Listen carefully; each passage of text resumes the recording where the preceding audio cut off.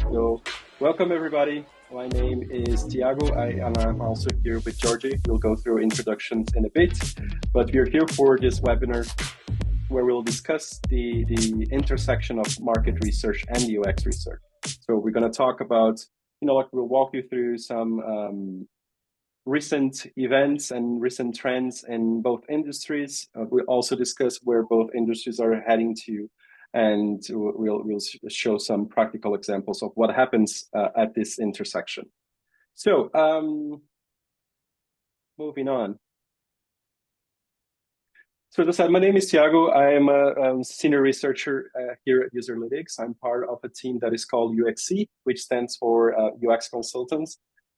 So we work with different clients and we help them to shape their research plans and also to execute their research projects, all the way from the brief to the final report. And my background is actually in market research. So in the past, I used to be a qualitative market researcher, and then I transitioned to UX research during the pandemic. So that's in short my story. And I'm also here with Georgie Mandicev. So Georgie, feel free to introduce yourself, and then we can officially kick off with the content. We do have a lot of slides actually, so we'll do our best to make the most of our time here. Thank you, Tiago. Hello, everyone. My name is Georgi Mandicev, and I'm part of the Global Insights team in Cargill. My background is also part of the market research and being part of different consultancies and market research agencies for the last 12 years. So 2 years ago, I moved to the other side, to a big global food manufacturer. Recently I had the pleasure to work with the guys from Userlytics, and this gives us a floor to share some of the examples and some of the intersections we found while working with market research and the UX research. So happy to be here with you, and looking forward for our discussion today. Great, thank you so much, Georgie. So before we get into the weeds with the content and everything, we just wanted to, have your perspective on this question here. We know that this webinar is, about, as I mentioned before, the intersection between market research and UX research. But I really want to know your opinion, if it still makes sense to talk about market research and UX research in an isolated way. So to get to know your opinion, just let me... You're going to see a poll that I still need to launch here. And then feel free to answer whenever you can. So doing the number 1. And then, So please feel free to answer if you agree or if you disagree with this statement. And then we can have a little conversation about this. And we'll tackle this actually in our slides that we'll start presenting in a few minutes. Great, so I'm checking the results here, very interesting results. Are you seeing those as well, Georgie? Yep. Or it will be a surprise for you as well? Okay. I can see those. Looks like... Okay, there's still people answering. You can see almost half of attendees have answered so far. Okay. Anyone else that would like to share their opinions? Okay, still numbers are still rolling.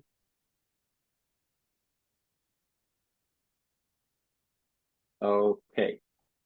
So we actually had, let's say, 60% of people saying that it doesn't really make sense to discriminate these two areas, and we had actually 40 saying that. So it's a 60-40 split. A very interesting perspective. Thank you everybody for answering that. That will help us to, of course, to shape the conversation as well. I didn't mention before, I forgot to mention, but feel free to ask questions in the chat. We'll have a 15-minute Q&A session at the end, so you can post your questions whenever you want, but we'll address them at the end of the session. And also for everybody that is here, we will present at the end two new products that we develop here at Userlytics, and then you'll be granted a discount as well. We'll grant a discount for all the attendees. I'm going to comment a little bit more about that at the end. So moving forward, again, just recapping the results here, 60% said no and 40% said yes to this question. So let's move on. So the evolution of market research and UX research. So here we just wanted to glance through some trends and facts that happen in both industries recently, and also to discuss where both areas are evolving, or really where research is evolving, if we are just talking about research without discriminating. So let's start with market research. So the question here is, how has market research evolved in the past decades? And we cannot talk about the evolution of market research and also the evolution of UX research without mentioning COVID. I know this is not a pleasant topic to talk about, but the fact is that the pandemic really reshaped a lot of the ways that we, not only the ways that we research, we did research at that time, and we keep doing research in a remote set nowadays, mostly because of what we learned and the tools that we had access to during the pandemic. But also because during that time, we found new ways to communicate, to work, and also to entertain ourselves. And that really reshaped the way that we gather insights from people.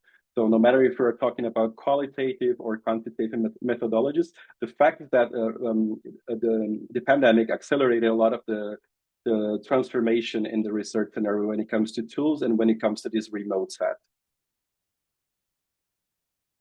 So that leads to one very important point here, or one very important topic in the past decade, which is the complexity of the consumer context. So we as consumers, we as human beings, we use multiple devices and we are on multiple platforms. We have like multiple social media accounts, and we buy in many different ways.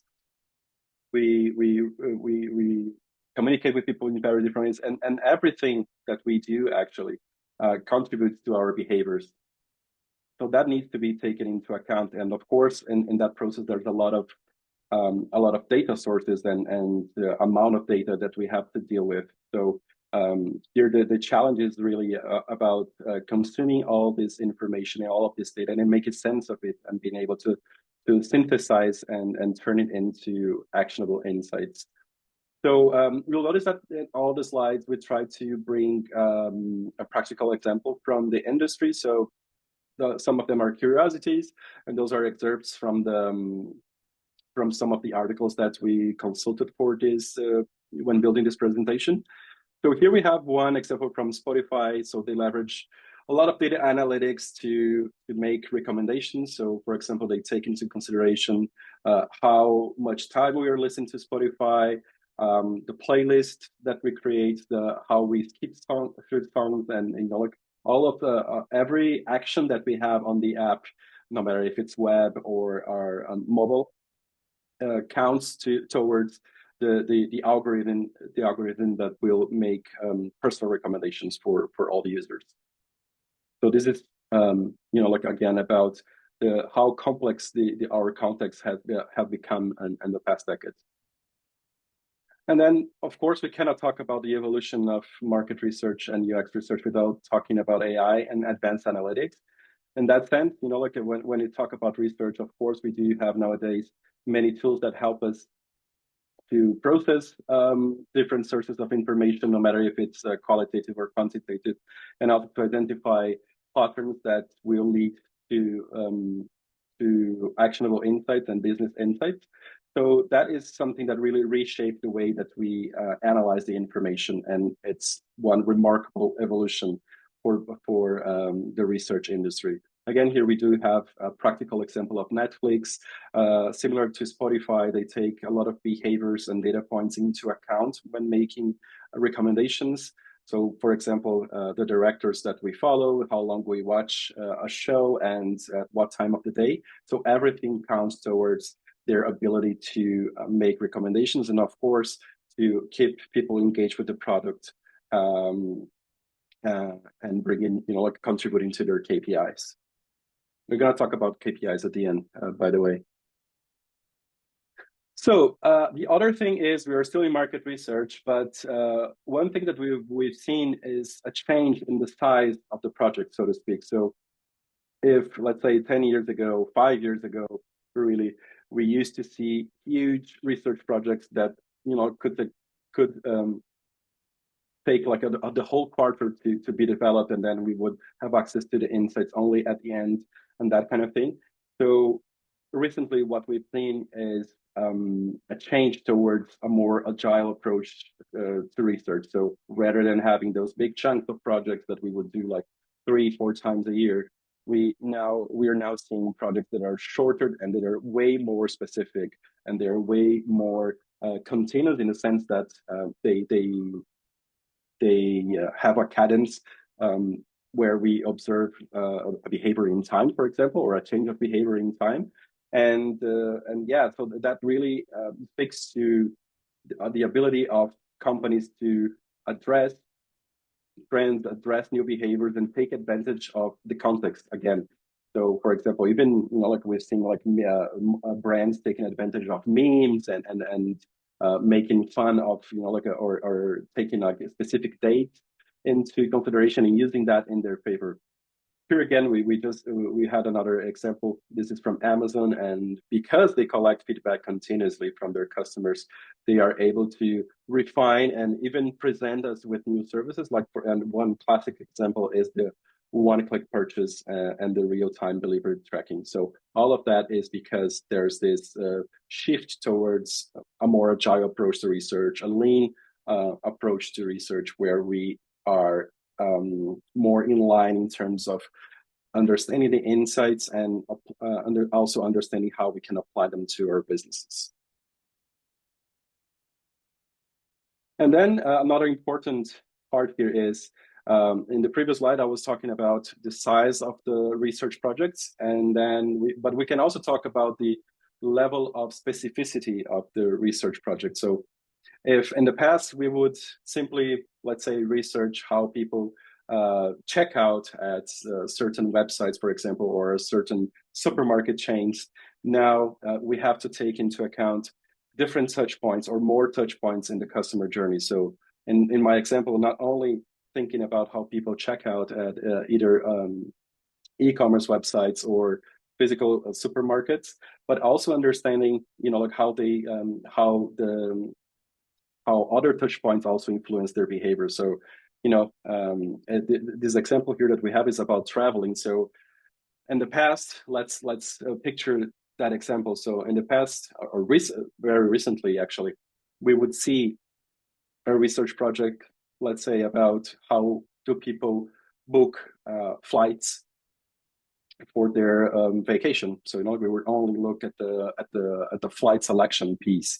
But now we would expand. We would see we have been seeing actually projects that span through multiple touch points. And in this case, we would not only research how people book flights, but also how people plan their vacations. So how they start that conversation, when in the year they start to plan that, like what is their budget, and how they prefer to book their travel packages, if it's through agencies or if they go online, that kind of thing. So really understanding the whole picture and not only focusing on very specific parts of the journey as we used to see. So yeah, that was a discussion about UX research. Feel free, by the way, to post your questions here in the chat. As I said, we will address them at the end, but it's nice that you don't lose track of your questions. So this is just a reminder for you to put your questions in the chat. So UX research, where's UX research heading to? Again, we cannot talk about the evolution of UX research without talking about continuous discovery. So I don't know how familiar you are with this context. We'll have a poll for that in the next slide or two. But the fact is that continuous discovery, and we have a book with the same name, by the author Teresa Torres. And she discussed in the book how precisely the trend that I was talking about previously, which is the change in the feedback, in the way that we collect feedback from our customers. So again, instead of going for very expensive and complex and long projects, migrating to something that is a weekly touch points with our customers, for example.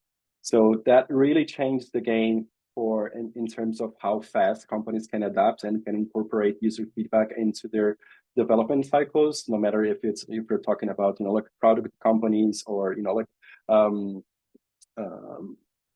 it really doesn't matter the industry, because this approach really serves everybody that develops any products or services. And here we have a very interesting practical example. This is from the CEO of Doodle. Doodle is a platform for scheduling meetings and one-on-ones and that kind of thing. So the CEO was saying that since they implemented a continuous discovery approach in their research practice, they saw an increase of 10% in experiment success. So again, this just speaks to companies' ability to respond to the market trends, respond to what customers are looking for and asking for, and being able to test that very quickly and to iterate very quickly as well. So let me just launch the second poll here. We just want to know how familiar are you with continuous discovery. So let me just launch the poll. This is taking a while here, sorry. Right now we have a question on the continuous discovery, so I'm hoping you are giving the answer as we speak. Yeah. Sorry, you mean in the chat, Georgie? Yeah, exactly. In the Q&A section. Yeah. Yeah, for some reason, the bar with the options is not popping up here for me, so I cannot access the chat. Let me just... Can you read it all out for me? Yeah, so one of our attendees is asking how the concept of continuous discovery is enhancing the integration of market research insights into the UX research. Yeah, I guess this comes down to the approach, like just taking that very quickly, because as I said, we'll address questions at the end, but I think the moment is good. So I think it comes down to the continuous discovery approach towards testing assumptions. And assumptions should come, in this case, from the business. So there's an interesting approach when you talk about continuous discovery that, of course, the research that we do and the services that we launch and the products that we launch, they need to serve both the business and the customers as well. So I think that approach towards testing assumptions that involves, like a product team sitting down and listing down also what they know and their assumptions and defining what they want to test. So I think here, and then, so that's one part of the answer, like that comes down to the way or that we test things, like, so we test assumptions. So for example, we as a team, we think that X, Y, and Z. So let's find a way to test that. And then we do have a combination of different techniques that can be used for that. So for example, in the book, the author talks about weekly interviews or weekly one-on-one interviews. But we can also add to that, like surveys and unmoderated testing. So I guess here the intersection of market research and UX research is about, historically, market research has been more focused on the business side of things. And I'm making like a very general explanation here. And then UX research, on the other hand, being more focused on the user needs and all of that. But then here, when we talk about continuous discovery and the assumptions are actually coming from the business, and we are testing the assumptions with users. But so I think that is actually the intersection that, like what we are testing is actually coming from the business. And it's like an interesting flywheel between the business and the users, and not like isolated things, as we discussed at the very beginning.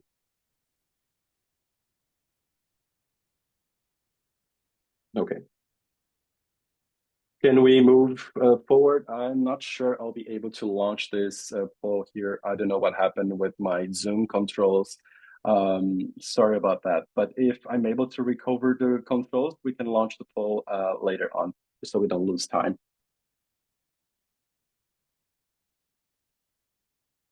Cool. So yeah, also in terms of where UX research is heading to, I think I cover a little bit of that while answering that question, which is the research methods that are used to answer research questions or to test assumptions in this continuous discovery example. So we have been seeing, like the growth of unmoderated testing, because that is a fast way to gather feedback from users. We can almost, we can literally actually have responses overnight. The same applies to short surveys, and we can also have a cadence of moderated interviews with users on a weekly basis, for example. So again, this is another example from the same product, or the CEO of Doodle. So she's saying that they can actually validate their assumptions using various tools. So here is the beauty of doing research more continuously, right? So we can use a set of tools, and we can use a set of research methods as well. So it could be like prototyping, figure testing, internal interviews, actually. So there's a lot more freedom. And because we are doing research on a continuous basis, we don't need to worry that much about getting all of our goals down, all of our research questions down that we would work towards the quarter, so to speak. We can have a more open and iterative approach to research in that case.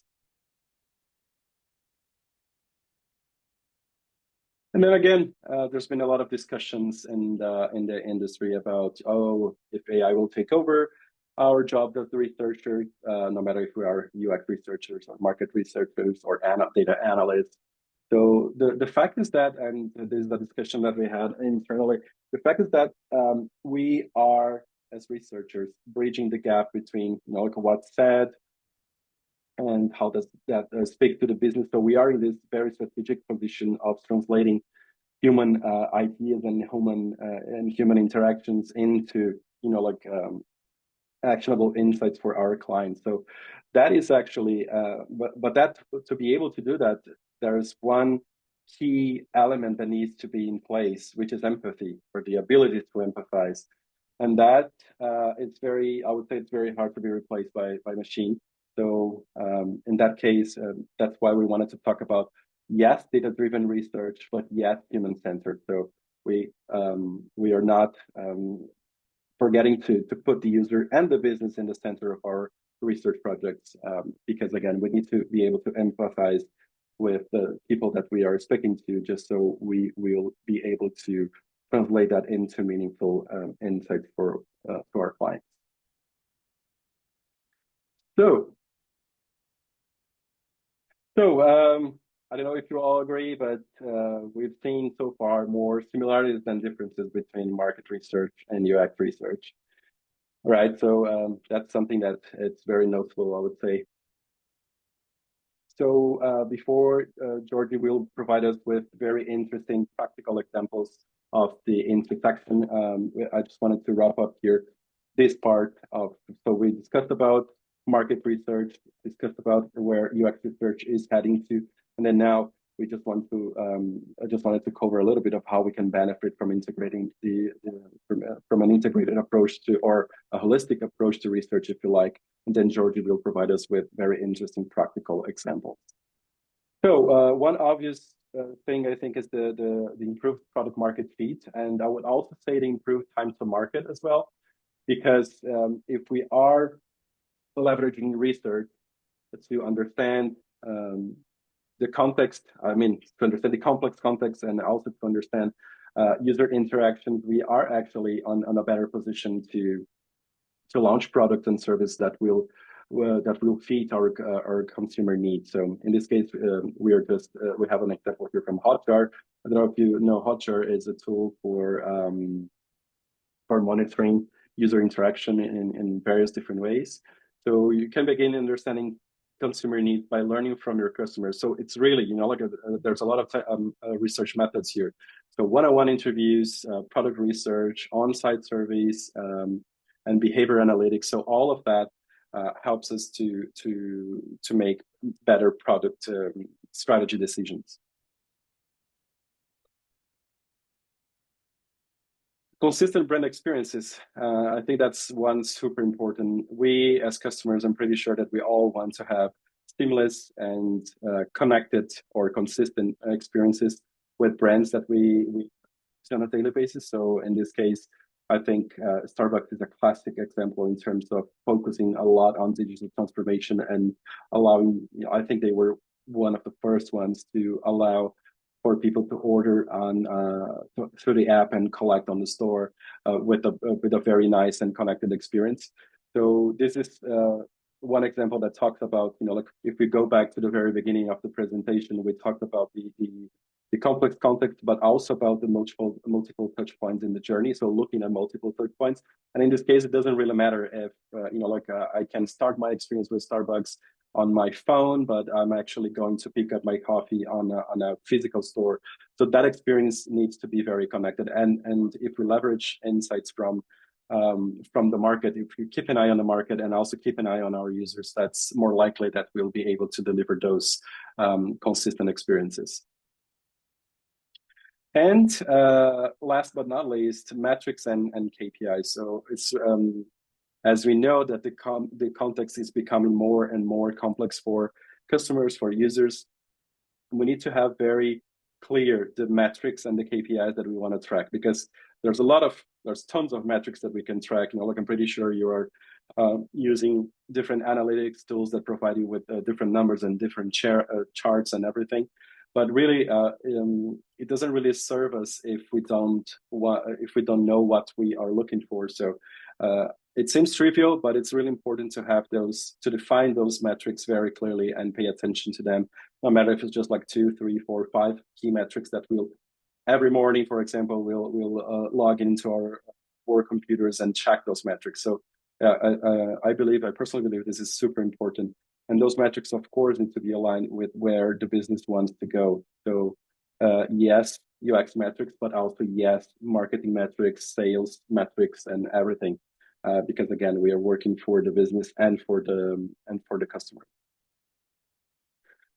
But not everything are flowers. So Georgie, I think that's one of the things that you're going to cover, right? So the challenges and the opportunities that happen or that arise at the intersection of market research and UX research. So yeah, the stage is yours. Thank you. Thank you. Thank you, Tiago. So I'll talk a little bit about the challenges and opportunities that are at the intersection of market research and the UX research. And basically the experience that we get and gives us the opportunity to see what are the challenges and how we can benefit from them. I'm not sure if I can move the slide. Okay, yeah. Can I move that for you? Yeah, no problem. Thanks. So, well, I'll talk about a couple of examples, and before that, we'll give background for each of the projects that we'll be talking about. The first one is one traditional concept test that was executed by Cargill 2 years ago. The whole idea of the concept test, here comes the background, is that right now, to keep the global warming to 1.5 degrees, countries and different companies like Cargill need to cut their carbon emissions by 45% compared to the base of 2010. So the reduction in 2025 is completed. So by 2030, different countries and companies need to put more effort and to work in this way, so the carbon emissions are cut with more than 30%. That's why we have been executing a concept test on. There is a hand raised, so I think we can continue. George, okay. I'll continue. Okay, yeah. Thank you. Thanks.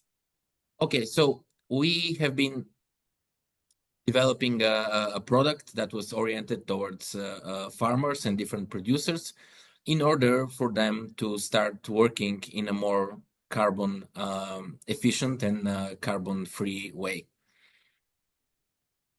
We tested the likability, we tested the satisfaction, we tested the overall level of understanding of the concept, and we gathered a very, very useful insights that help us to further fine-tune the concept and launch it on the market. However, while working on this, as there was a question about the long-term market research projects, so here is an example when the business was eager to have more speed of execution, but we couldn't manage it because they were not ready. This came with the market dynamics. This came with the fact that we couldn't the delays in the execution led to some outdated insights and increased costs. So this is the first example of how the challenge of a long-term market research can be overcome with a more specified and more focused UX research. Another challenge that we faced was how to balance better between qualitative and quantitative data, and integrating both data types is to make sure we are having both sources complement each other and creating a better view. Moving forward, and I'm stepping on my last sentence about balancing the qual and quant data, as this was one of the key challenges in the second example that I would like to share. Again, a brief background on it. A sales team in the company came with the question how we can be more successful, how we can sell more. So we started executing a segmentation study, and we developed personas for their key clients. We identified different, each client was identified with different potential for growth. And also we helped the business to define, to check the steps in their clients' decision-making process. Also to understand their pain points and needs and which are their key differentiators. Here, the challenges were not that different than the previous one. So here, the balance between the qual and quant data and the integration of various data points allowed us to make the profiles more accurate and actionable. But this came through a very long and extensive process of defining the personas, working with the data, working with the quant data, working with the qual data. And also we had the chance to have access to previous research that was executed by different teams, which allowed us to have a better view and to have a historical understanding of what the profiles are and how the different clients have developed and how their history with the company have developed. Can I move on, Georgie? I'm trying to click on. Just a second. Yeah, I can do that for you if you like. Oh, can you please, move it? Yeah. Okay. The last example that I would like to share today is the project that we have worked with Userlytics. This is a moment when one of our teams wanted to understand the path to purchase and to redefine their business strategy. And in order to do so, we tested different features and new prototypes of a website. So we used this research to further improve the user journey and to develop the vision for a new customer-driven website. What were the challenges? And here came the right intersection between the market research and the UX research. So we had the chance to find the right respondent's profile, and we had the chance to execute everything in a very fast pace. So I can say that the business was not ready for such a strong and such a quick response to their needs. And also we had a chance to have a greater stakeholders' involvement and support, which allowed us to move also quickly and to get the profiles and to get the right respondents, to get the needed support that we had during the whole project. So another thing that I want to focus here is the fact that the solution on integrating and leveraging the strengths of the both market and UX research can create more effective, more comprehensive approach to the respondents and to the insights, and also it can combine combine diverse and relevant respondents, narrowing down the respondent engagement and maintaining also high levels of good insights and effectively to address the business needs. And if I may wrap up with couple of thoughts that I would like to place here before moving forward. So one of the possible intersections based on the experience we had is that from market research to UX, from market research to UX research, there are this is the moment to go from the broader trend to more specific needs and pain points. From early stage of product development, like a website, to getting the design improvements to ensure the product meets the user needs, and also it can also help us fine-tuning the decisions on pricing, market positioning, different market entries, and in general both methods can provide a holistic approach and give us a very detailed and very comprehensive picture on how to move with a certain product or with a certain business need, or whenever there is a need for some exploration of business strategy. And with that, I know you have to share more about the new ways to do so.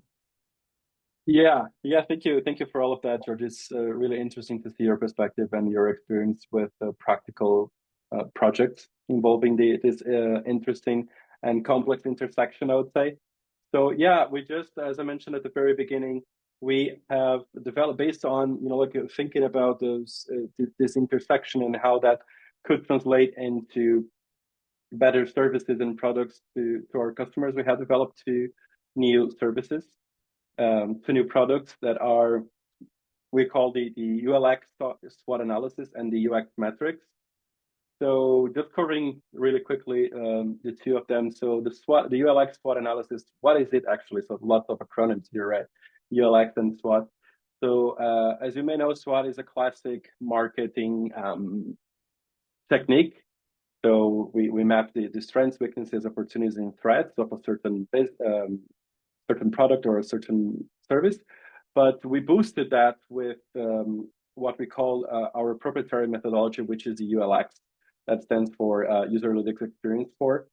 So that is a usability, not only a usability index, but also beyond evaluating usability, we also go for a qualitative approach in the mix as well. So it's not purely quant, as most of the UX indexes are, but we actually have a qualitative piece on it.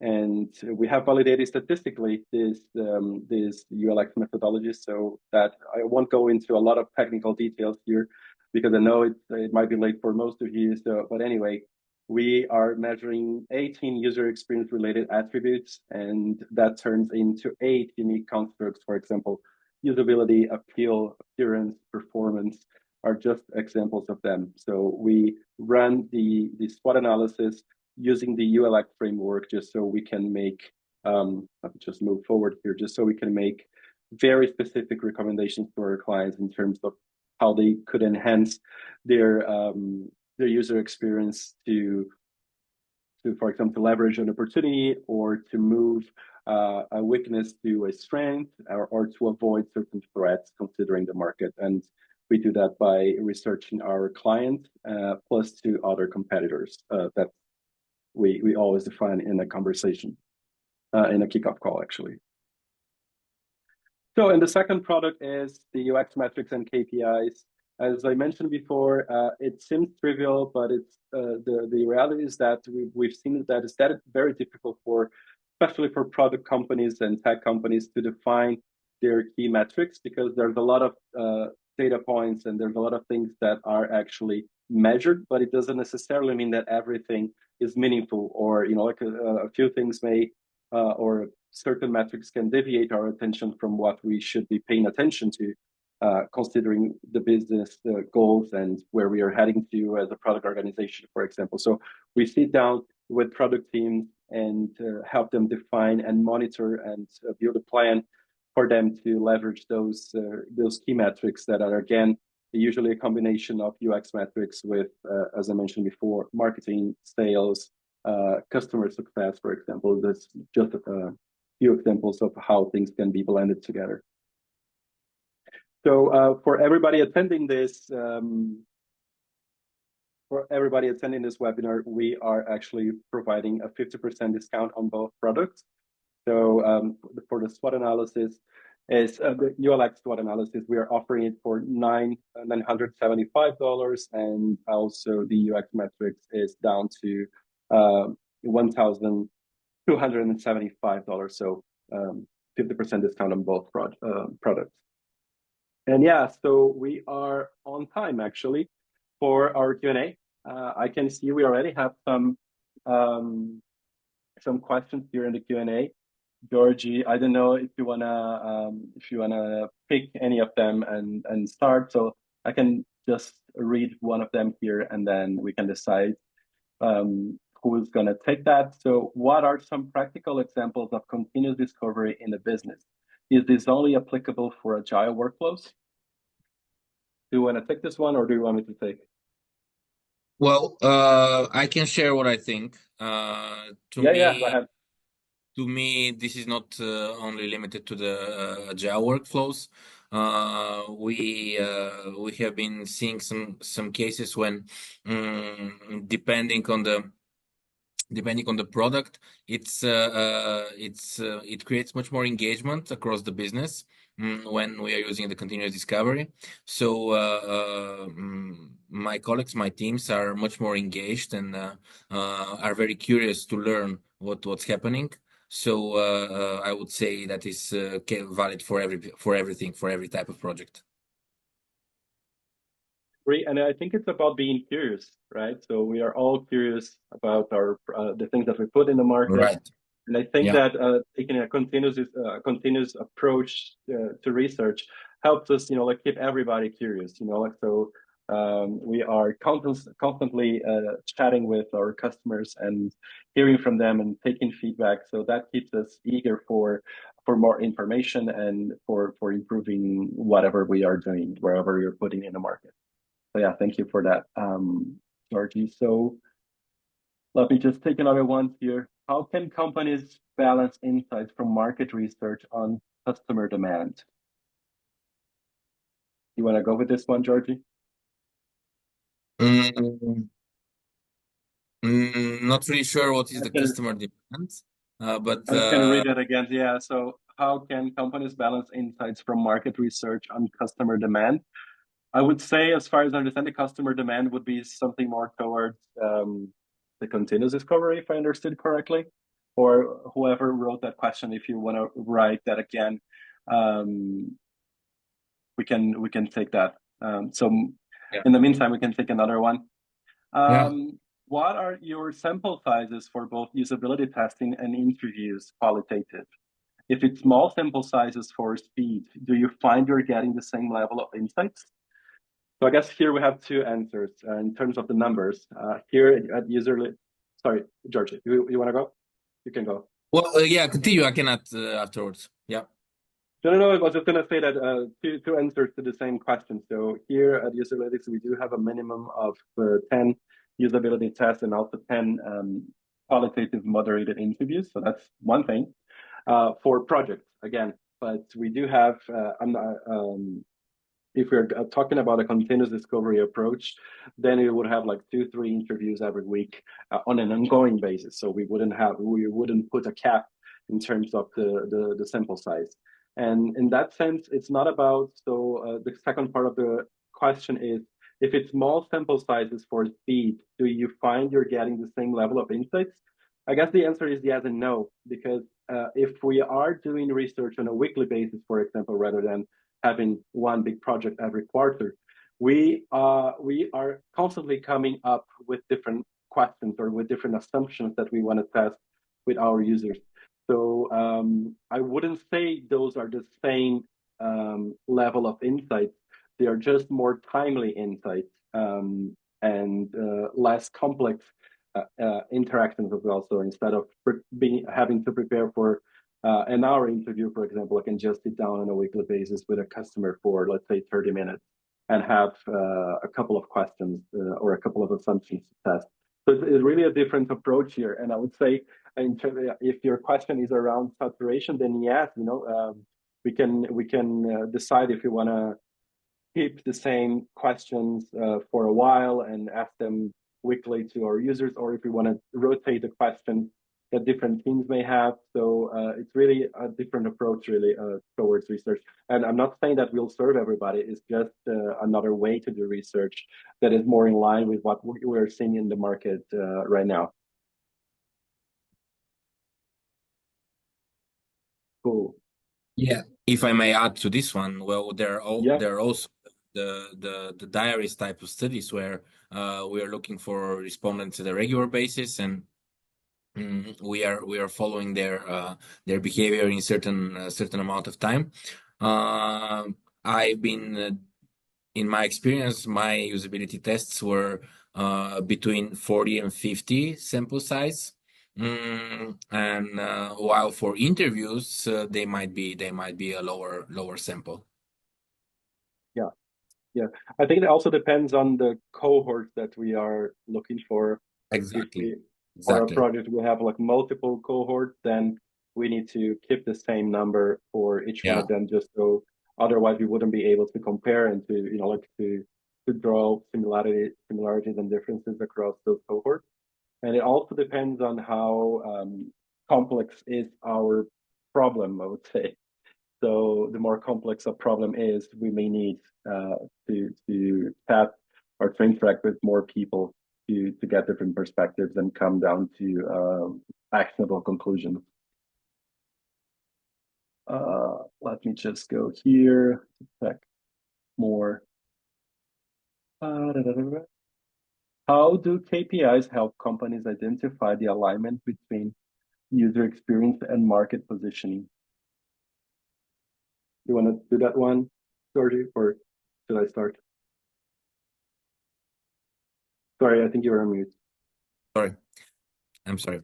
Well, I can share what I think. Well, so companies usually have a regular track of different KPIs, and so they need to ensure that these KPIs help them to make the data-driven decisions, however trivial this sounds. But this means that there are different types of KPIs that are helping the user experience and also the market positioning. So the user engagement is one of my favorite KPIs that is on time, gives the companies understanding how users are engaged with their products and how this product is resonating. So depending on the KPIs, I would say. So this is something that we should talk about each KPI in a different way. Also, another one that I like is the customer retention. So also giving us a view how the level of repeat visits, the level of repeat purchases, or this can give us the the insight on what is the value that the customers see in our product. So I would say depending on the KPIs. Yeah, yeah. And in terms of the alignment, if I may add, between user experience and market positioning, I think it's like it's really a cross team work. So it's not only like if your company has like an internal UX research team, then great. But if not, or if yes, really, there's always the opportunity to involve multiple stakeholders, and there's the KPI definition around this KPI discussion. Because again, like we may, in terms of market positioning, we want to be, like the most used product on mobile, for example, because that's part of our company goals. We would have investors, I don't know. But then we realize that the user experience is pointing people towards, I don't know, dropping out, or changing between different behaviors within our product.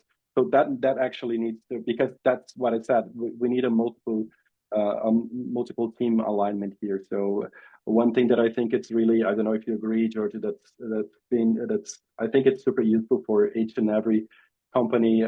Doesn't matter if you are a researcher or not, is to talk with people that are in the front line. So it could be like customer success. Like you may have access, ask for access to their, I don't know, Zendesk or whatever the tool they are using to intake those customer feedback, and just have a look at that on a daily basis, or on some cadence, and to understand, or to get to have this pulse from the people actually that are in the front line. Because again, this is a cross team work. It's not only isolated research. Let's check here.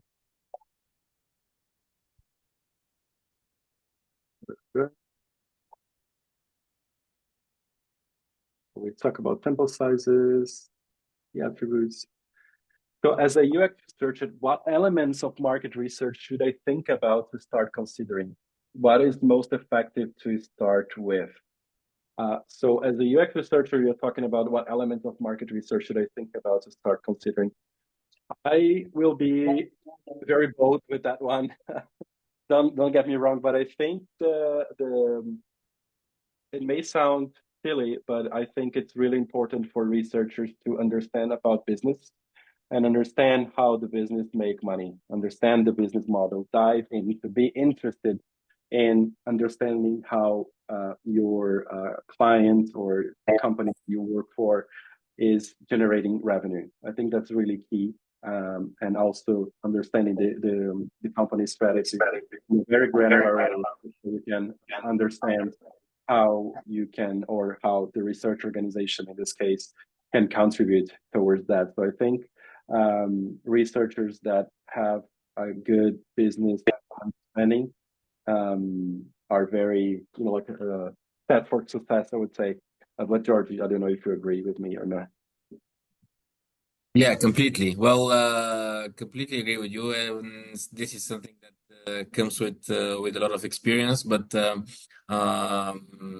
once you have a great understanding of the business that you're working in, it's becoming easier, and to know what questions to ask, what is your target, where to look for them, and etc. etc. So. Right. Once you focus on the business, on the core of your business, then the rest will be easier, and also this is also valid for the UX decisions. It will help you do the right UX decisions. Yeah, yeah, and I think like that person is asking what is the most effective way to start with. I think, of course, we are talking here a lot of mostly about primary research, right? So doing actually generating primary data. But I think there's also one thing that is important, which is to your question, Caio, which is pay attention also to secondary information. there's a lot of reports available about your industry, about your, your sector. There are studies out there that you can consult. They're free. You can pay attention to them. You can read through those reports. There are great sources out there. So I would say that it's starting with this understanding the market. So you, as a UX researcher, understanding first how your company makes money and what's important for them in terms of strategy, and also how the company is positioned in the market. So there's one top of my head that I think it's really nice, which is the Gartner Magic Quadrant that they release every year, and they show how different companies within the same sector are positioned and the whys behind that. So it's just an example, of things that are freely available, and they are, although they are not primary, they are not coming from primary research. They still hold value because again, those were studies conducted that resulted in those reports. Okay, so there's someone asking if the replay will be available. So yeah, you should be receiving the recording after in the next few days, with the discounts that I mentioned about for the ULX SWOT analysis, and also the UX and KPIs consultancy. I think, yeah, those were all the questions we had. So thank you so much for attending. We are on time, but yeah, George, if you have like any final comments for me, I just wanted to thank everybody for, especially for this very nice Q&A session. It's always nice to see, everybody's perspective and the questions that they have in mind. So yeah, that's great, and thank you for that. Yeah, thank you on my end too. It was great talking to you, and I think we'll be witnessing more and more intersections between the methodologies, and especially with the AI, with how the industry is developing.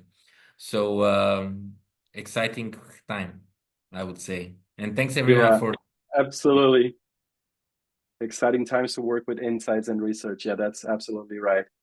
So thank you everybody for your attendance, and hope you had some fun, and hope you also we helped you to provide at least some food for thought for your future research projects. Thank you so much. Thank you. Bye-bye. Thank you. Analytics tells you what. Userlytics tells you why.